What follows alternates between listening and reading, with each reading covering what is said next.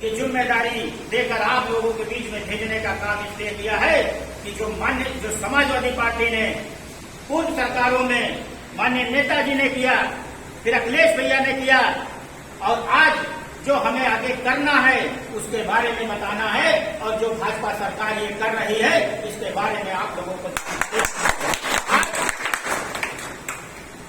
BP मंडल जी ने कहा था कि सन 100 पाने बांधी गांठ, पिछड़े पावे 100 में 60। लेकिन मेरे दोस्तों, मेरे भाइयों, मेरे पिता तुल्य बुजुर्गों, आज हमारे पिछड़ों और दलितों के साथ अत्याचार हो रहा है।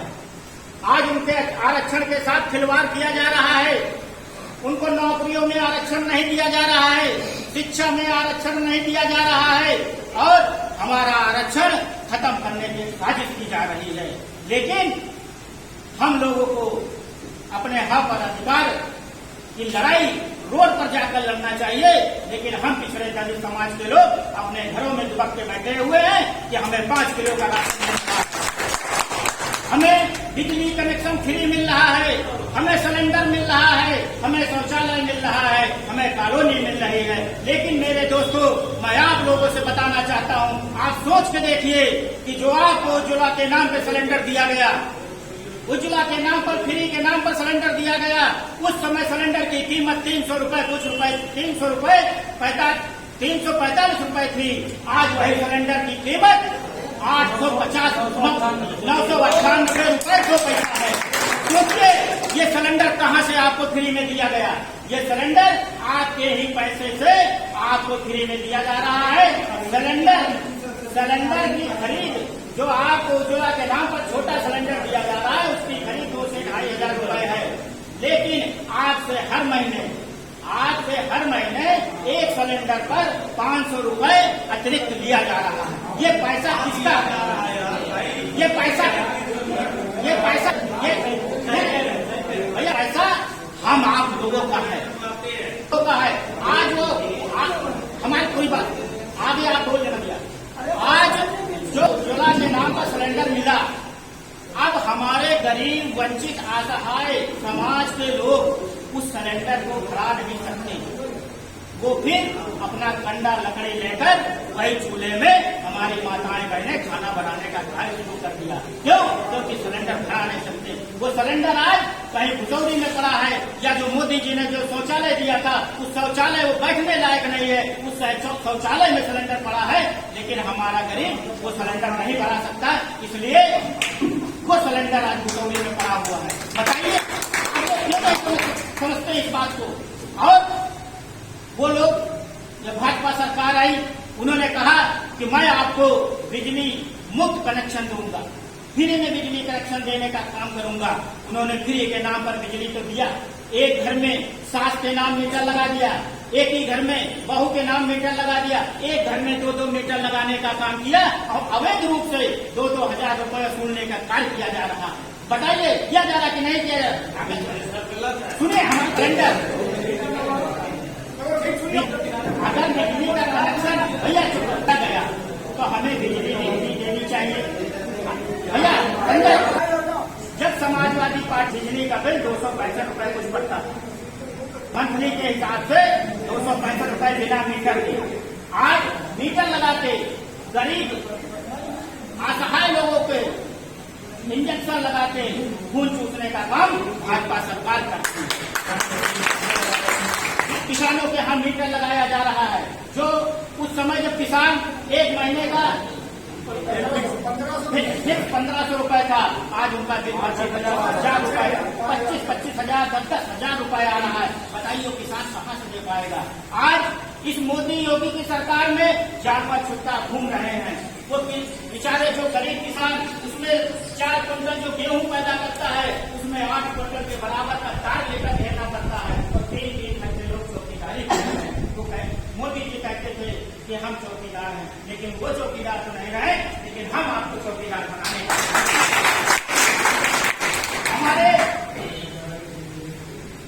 हमारे महबूब नेता ने कहा है कि ठीक है, भाजपा सरकार ने फ्री के नाम पर मीटर लगवाकर आप लोगों को गुमराह करने का काम किया है। लेकिन मैं आप लोगों को विश्वास दिलाता हूं कि जब उत्तर प्रदेश में समाजवादी पार्टी की सरकार आएगी तो हम 300 यूनिट बिजली हमारे महबूब जी का यादव जी ने घोषणा की है। क्यों? क्योंकि वो गरीब के बेटे हैं, उन्होंने किसान के बेटे हैं, उन्होंने गरीबी झेली है, इसलिए उनको मालूम है। और मैं आपसे बताना चाहता हूँ कि आपके घर में 300 यूनिट महीने में खर्चा नहीं हो पाता है, तो ये समझ लीजिए कि आने वाले 2022 के बाद आप लोगों को बिजली का बिल नहीं देना पड़ेगा। हमें वो सरकार चाहिए जो फ्री के नाम पर मीटर लगा के हमसे 4,000 रुपए सुनने का काम करती है, कि हमें वो सरकार चाहिए कि जो फ्री में हमें लाइट देने का काम करती है। ये आप लोगों को सोचना है, ये आप लोगों को। आदरणीय प्रधानमंत्री नरेंद्र मोदी जी कहते थे कि जो ये युवा वर्ग है जो MBBS कर रहा है, MD कर रहा है, LLB कर रहा है, BTech कर रहा है, BSc कर रहा है, ये लोग पढ़ लिख कर पकौड़ा करने का काम करेंगे। बताइए, शर्म नहीं आती है? ये हमारे सामने बैठे गरीब जो अपने बेटे बेटियां को अपनी जमीनों को बेचकर पढ़ाने का काम करते हैं, MBBS कराने का काम करते हैं, BTech कराने का काम करते हैं, LLB कराने का काम करते हैं। किस लिए करते हैं? क्योंकि हमारा बेटा कहीं डॉक्टर बन जाएगा, हमारा बेटा कहीं इंजीनियर बन जाएगा, हमारा बेटा कहीं तहसीलदार, कहीं SDM बन जाएगा, कहीं लेखपाल बन जाएगा, कहीं दरोगा बन जाएगा। जब वो उस कुर्सी पर बैठेगा तो हमारे समाज का नाम रोशन करेगा, हमारे देश का नाम रोशन करेगा। इसलिए हमारे माता पिता हम लोगों को अपनी जमीन बेचकर, अपनी जेवर को गिरहों रखकर पढ़ाने लिखाने का काम किया है। और निकम्मे झूठे खरेदी मोदी ने कहा है कि ये नौजवान पढ़ लिख कर पकौड़ा बेचने का काम करेंगे। बताइए कि हम पकौड़ा बेचने के लिए अपने बच्चों को तालीम ले रहे हैं? माननीय अखिलेश यादव जी ने कहा ये नौजवानों का प्रदेश है, ये नौजवानों का देश है, हम नौजवानों पर अत्याचार नहीं होने देंगे। जब हमारी सरकार उत्तर प्रदेश में आएगी, समाजवादी पार्टी की सरकार आएगी, आदरणीय अखिलेश यादव जी मुख्यमंत्री बनेंगे, तो पहली ही कैबिनेट में 10 लाख नौकरी देने का काम अखिलेश यादव जी करेंगे। क्योंकि वो जानते हैं कि ये युवा पीढ़ी ही, ये यूथ ही हमारे देश का भविष्य है। अगर ये आगे बढ़ेगा तभी हमारा देश आगे तरक्की करेगा। अगर हमारा युवा टूट गया तो हमारा देश टूट जाएगा। वो जानते हैं कि हम यूथ को आगे बढ़ाएंगे तभी हमारे देश का विकास है। तो ऐसे नेता, जिस नेता की ऐसी सोच होगी, वही देश का विकास कर सकता है। हमारे नेता ने कहा है कि जो हमारी विधवाएं माएं हैं, जिनको हम 500 रुपए पेंशन देते थे, आने वाले समय में जब हमारी समाजवादी पार्टी की सरकार होगी तो हम उन्हें 1500 रुपए देने का काम करेंगे। आज बताइए कितने बुजुर्गों को पेंशन मिल रही है, कितनी माताएं बहनों को पेंशन मिल रही है, कितने हमारी जो बहन बेटियां हैं जो शिक्षा प्राप्त करती थी, आदरणीय अखिलेश यादव जी ने लैपटॉप देने का काम किया, आदरणीय नेताजी ने साइकिल देने का काम किया, उनके विवाह में 30,000 रुपए देने का काम करते थे। बताइए क्या हमें मिल रहा है? अभी कल प्रदेश कार्यालय में आदरणीय नेताजी बोल रहे थे कि हे मेरे नौजवान साथियों, चरवाहा करवाहा लखवाहा समाज के लोगों, अगर आप लोगों ने अपनी लड़ाई नहीं लड़ी और आप लोग जाति में अगर लड़े रहे, कुर्मी मौर्या में लड़ा रहा, पाल यादव में लड़ा रहा, पासी चमार में लड़ा रहा, मुस्लिम हिंदू में लड़ा रहा, अगर आप लोग इसी तरह जातियों में अगर लड़े रहे तो ये समझ लीजिए कि हमारा संविधान गया। हमको संविधान बचाना है, हम संविधान को बचाएंगे। हम जाति पात को भूलकर हमारा एक ही लक्ष्य है कि 2022 में समाजवादी पार्टी की सरकार बनानी है। जब समाजवादी पार्टी की सरकार होगी तभी आपको हक और अधिकार मिलेगा, आपको सम्मान मिलेगा, आपके बेटी बेटियों को नौकरी मिलेगी, आपको अच्छी तालीम मिलेगी, फ्री में आपका इलाज होगा, किसानों को मुफ्त में बिजली दी जाएगी, किसानों की दोगुनी आय होगी। ये हमारे नाम है आदरणीय नेताजी के कल बोल, उन्होंने कहा कि ये कैसा दृश्य आ गया है कि हमारे देश का प्रधानमंत्री झूठ बोल रहा है, हमारी आवाम जनता से कह रहा है कि जब हमारी सरकार आएगी काला धन हम लाएंगे, 15-15 लाख लोगों के खाते में डालेंगे।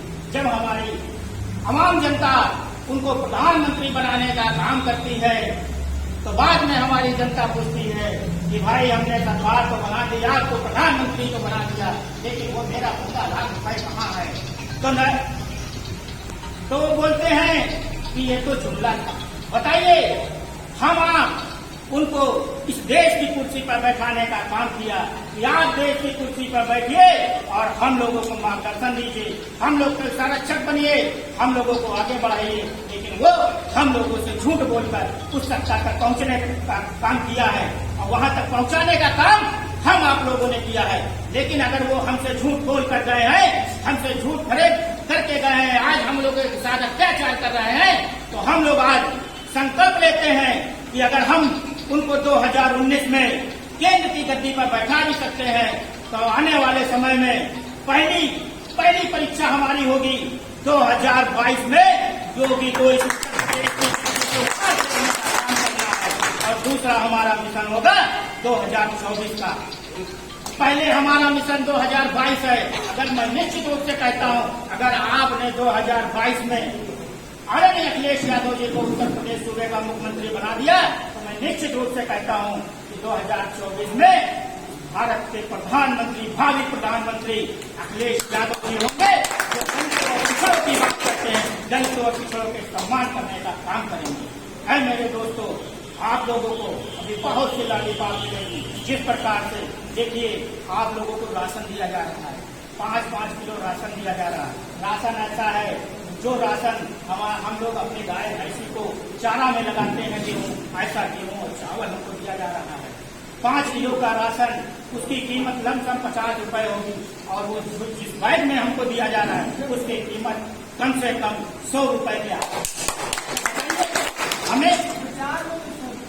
हमें कहीं न कहीं बेइज्जत करने का काम कर रहे हैं। 5 किलो का राशन देकर हमारे साथ गरीब, असहाय, दलित, वंचित समाज के लोगों की फोटो खिंचवाकर वायरल कराने का काम कर रहे हैं कि ये लोग भीख मांगने वाले लोग, ये लोग लाइन में लगने वाले लोग हैं, ये लोग यही शोषित वंचित समाज के लोग हैं, पहचान लो, ये 5 किलो राशन में बिक जाने वाले लोग हैं। तो है मेरे दोस्तों, है मेरे भाइयों, राशन में नहीं बिकना है, हमको 2000 रुपए में नहीं बिकना है।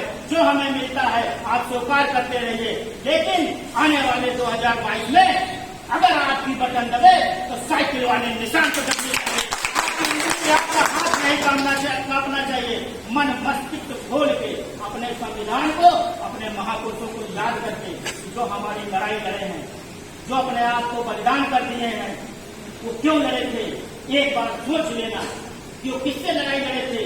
जिससे आज हम लोग लड़ाई लड़ रहे हैं, वही विचारधारा से वो लोग लड़ाई लड़े थे, तब आज हम लोग स्वतंत्र हैं, सम्मान पूर्वक जी रहे हैं। अगर ये लड़ाई अब हम लोग नहीं लड़ेंगे तो 2022 के बाद मैं निश्चित रूप से कहता हूं कि आप लोगों को कुर्सी पर बैठने का अधिकार नहीं मिलेगा, आपको अपनी बात आवाज उठाने का अधिकार नहीं मिलेगा। और मेन जो पिछड़ों की बात है, माननीय अखिलेश यादव जी ने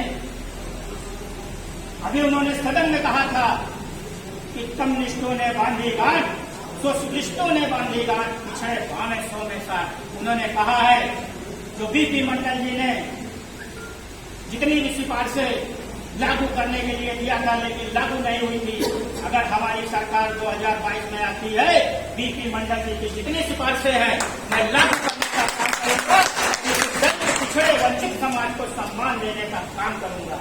उन्होंने कहा है कि मैं चीटिंग नहीं, लोग कहते हैं, ये भारतीय जनता पार्टी कह रही है कि जब समाजवादी पार्टी सरकार आती है तो यादवों को बढ़ाने का काम करती है। तो हमारे महबूब नेता ने कहा है कि ठीक है, आप हमारे पिछड़ों की जनगणना करा लो, हमारे दलित समाज की जनगणना करा लो, जो जिसकी जितनी संख्या बारी उसकी उतनी हिस्सेदारी, मैं किसी के साथ चीटिंग नहीं करने दूंगा, न चीटिंग करूंगा।